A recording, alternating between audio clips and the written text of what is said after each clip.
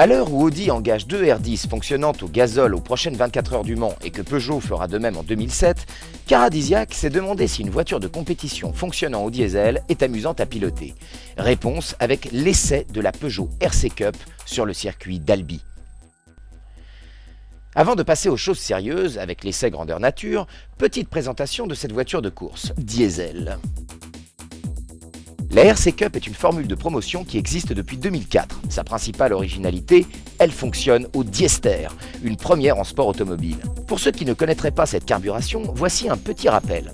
Élaboré à partir d'huile végétale, principalement du colza, le diester est un carburant destiné aux moteurs diesel. Alors que de nombreux véhicules utilisent 5% de diester dans leur carburant, la RC Cup utilise un mélange de 50% de diester et 50% de gazole. Animé par le 4 cylindres 2,2 litres HDI qui équipe de nombreux modèles Peugeot, ce moteur développe ici 190 chevaux. Installation en position transversale centrale arrière au sein d'un châssis monocoque en aluminium, ce moteur est couplé à une boîte de vitesse séquentielle à 6 rapports. L'auto est également dotée de jantes 18 pouces, de freins à disque Brembo, le tout chaussé de pneus Pirelli pour un poids total de 800 kg. Avant de débuter, passage obligatoire au vestiaire afin de revêtir une combinaison, un casque, des chaussures de circuit et des gants. Après le réglage du baquet, des rétroviseurs et du volant, c'est le briefing sur le fonctionnement de la RC Cup. Notre essayeur pilote d'un jour prend la piste.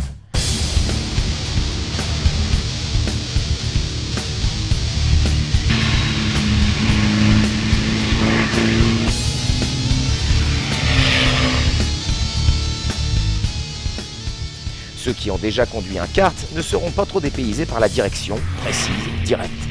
Quant à la puissance, même si les 190 chevaux ne sont pas démesurés pour une voiture de course, les sensations sont bien présentes et ça pousse fort, bien aidé en cela par la boîte séquentielle. Cette dernière est déconcertante. Contrairement à une voiture traditionnelle, il n'est pas nécessaire de débrayer pour monter un rapport.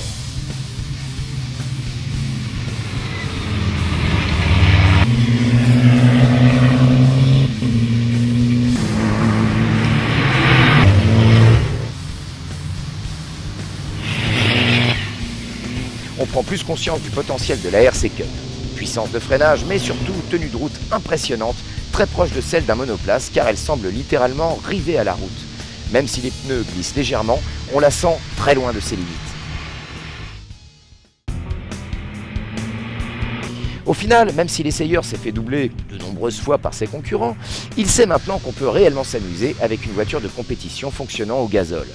Les montées en régime sont peut-être moins rageuses que celles d'une essence, mais les sensations sont bien là. Enfin, pour se rendre compte réellement du potentiel de la RC Cup, notre essayeur est monté aux côtés d'Éric Hellary pour 2 tours lancés. La grosse différence, c'est que ces moteurs, tout en ayant une puissance similaire aux moteurs essence, tournent beaucoup moins vite. Et comme on a des turbos, on a un petit peu le phénomène de réponse, de temps de réponse.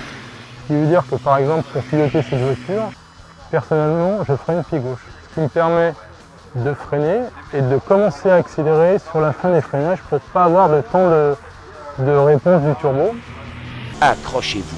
En bout de ligne droite, il freine à 80 mètres à une vitesse supérieure à 200 km/h. Impressionnant. Les courbes sont prises très vite et on sent la voiture glisser dans tous les sens, mais Hellary la maîtrise parfaitement. Bref, une vraie voiture de compétition malgré le moteur HDI.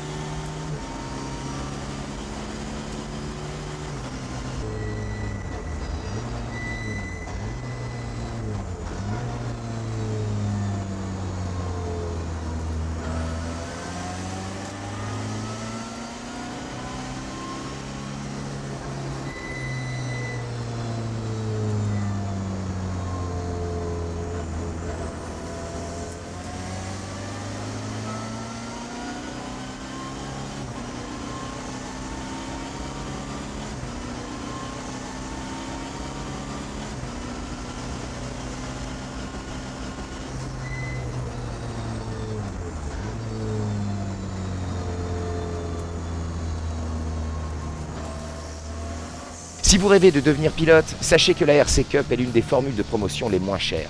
Comptez 50 000 € pour la saison de 14 courses, dont 2 à l'étranger,